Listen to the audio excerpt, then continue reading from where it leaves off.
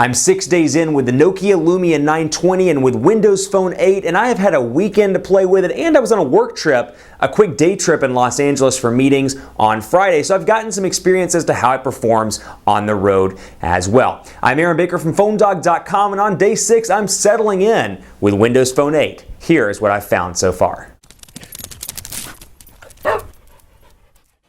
I'm on day 6 of my 30-day challenge with the Nokia Lumia 920, and for me, in a lot of ways, between the Nokia itself and Windows Phone 8, it's a lot of settling in because I've gotten used to Android and gotten used to iOS over the years, but comparatively speaking, Windows Phone 8 is still very much a new animal on the smartphone block. They've regained an impressive market share, comparatively speaking, from where they were a couple of years ago, but still a little bit different than what we're used to from Android and iOS. So for me, it's about two things. One, it's about the software and the differences there versus Android and iOS, and two, it's about the build quality of the device itself, of the Lumia 920, the colors, the way it looks. So it's kind of a two-part update to the challenge for you here. So mostly it's all about settling in. I'll start with the build quality. I took this thing on Friday. I had meetings in Los Angeles for work. So I took this thing on Friday with me to LA, was pretty pleased with the overall performance from a build quality standpoint. I love the red, so I'll just call that or point that out right now. Love the red color. It is a fingerprint magnet, as is every one of the Nokia devices that are glossy like this. They do have some that aren't glossy, and I can't recall which colors are, and I want to say it's black and maybe blue, or at least the blue 900 was not glossy. Maybe the 920 was. But for all their glossy 920s, you're going to get some fingerprints on this device, and it's going to show. So if that bothers you, either get a case or look into a different Windows Phone 8 device or other device entirely. It is a chunky device. That's something I've noticed. It is a very thick device. You feel it all around when you have this thing in your hand, and it's up against your ear. It fits well in the hand thanks to the curved nature on the back, but overall very much a chunky device to hold in the hand. Now, we're loading up Windows Phone 8 here. A couple of things I've noticed just in the overall software and performance of this device. It's very fluid all around, little to no lag, and of course I've installed enough applications to reach that magic number where the letters are coming up now, and I can just easily click, for example, for in, and go to all my in applications, Netflix and Nokia Music in this case. So pretty used to that. You know, of course I review Windows Phone 8 devices for a living, so I'm used to Windows Phone 8, the ins and outs, the strategies, the PR pitches. I know what Windows Phone 8 is geared towards, etc., and the Lumia products as well. Couple of real life things though for me. I had some battery issues on day 1 with this device. Actually, right after I shot the day 1 kind of introduction video, I had some really serious battery issues, and I'm looking away at my desk here to see the numbers, so forgive me. Let me see, I wrote it down for you. I was at 69% at 450, I was at 61% at 459, I was at 47% at 504, 45% at 510, and 42% at 519. So something was draining it and draining it quickly, and also it was getting really hot right up here just above the camera. Turn the phone off and back on, and whatever application was causing that or issue was causing that, it went away, and it was fine.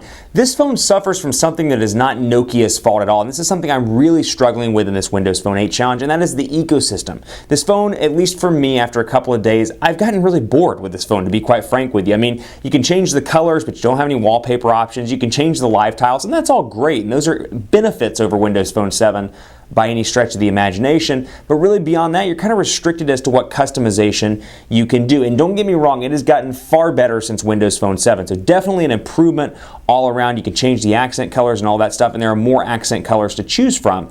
That said, still, even in comparison to iOS, two things. The customization isn't as strong, and two, the ecosystem isn't there. So for example, I mean, there's a huge iOS ecosystem. Say what you will, whether you love or hate the iPhone, but there's a huge app ecosystem there and developer ecosystem that isn't quite there just yet with Windows Phone 8. And of course, there's a great app ecosystem with Android as well, and Android has a wealth of customization options, and actually in a lot of ways, probably too many customization options for the mainstream consumer. But you got this device, very simple, very easy to use. A lot of people are going to like it just for that. What I'm struggling with, again, just the customization. The fact that, you know, I'm really at day 6 and I've changed almost everything I can change on this device, and I'm kind of settling in for the 30-day challenge. So that's really where I'm struggling with this device, is finding good customization options, finding ways to make it my own, and a bunch of the little things you always know from my Windows Phone 8 videos. Things like the LTE indicator won't stay up there, the battery indicator won't stay up, and actually just with Windows Phone 8 we finally got a battery percentage indicator, and I had to install 2 actually. I've got one battery one. This one would not update for me automatically. The on battery one, I'm assuming is what it's called, would not update for me. So I downloaded a secondary one from the store, this battery one, and it works just fine all around. So it stays pretty accurate to what the battery life actually is. So otherwise, call quality's been pretty good. Weird issue with battery life, but I did not have that when I was in meetings in LA or over the weekend when I was using the device as well. Pretty decent camera. We'll talk more about that in a dedicated update to the challenge. Pretty impressed there. LTE is pretty fast, and I like the red a lot. But still, this thing has got a long way to go to get up to that, comparatively speaking at least, up to that iOS and Android level of customization. And even though iOS is still kind of stale or perhaps long in the tooth, or you don't get as much customization as Android, there's still more. There's the ability to choose the background. And little things like this drive me nuts. I'll show you right here before we sign out. Go to Store. Just little things. And actually iOS suffered from these way back when too, so this is not anything new to the smartphone space by any stretch of the imagination. So we'll go to download an application just really quickly here. For example, we'll download SkyDrive, just using it as an example. Allow, and we're going to install it, and it backs me out of the store every single time I install an app. Now I can always hit the back button and go right back, but still that is just so annoying. It should just do like this and install from the store itself, and I'm sure in some future update they will do that. That's kind of annoying. And also the quality of applications, terrible in comparison to iOS and Android. We knew this, but just little things like my American Airlines app, way behind. Obviously it still has the old American logo even, and you can see here it just looks bad in comparison to iOS and Android. Those kind of things are going to push mainstream consumers away if they don't fix that, and fix it very soon. Keep it locked on PhoneDog.com. For the person that asked me how I like the color, love it. Red's my favorite smartphone color at least. And green's actually my favorite color, but red's my favorite smartphone color, and I'm excited to use this device on a regular basis for 30 days. Let me know what you want to see in this challenge. PhoneDog_Aaron on Twitter, Facebook, Facebook.com/HiAaronBaker. If there's a specific request you have, I'll do my best to get to it in a future update video. And of course on Google Plus as well, gplus.to/PhoneDog. Keep it locked right here for more on this challenge as we go through 30 days, not just with Windows Phone 8, but with the Lumia 920. I'll see you next time.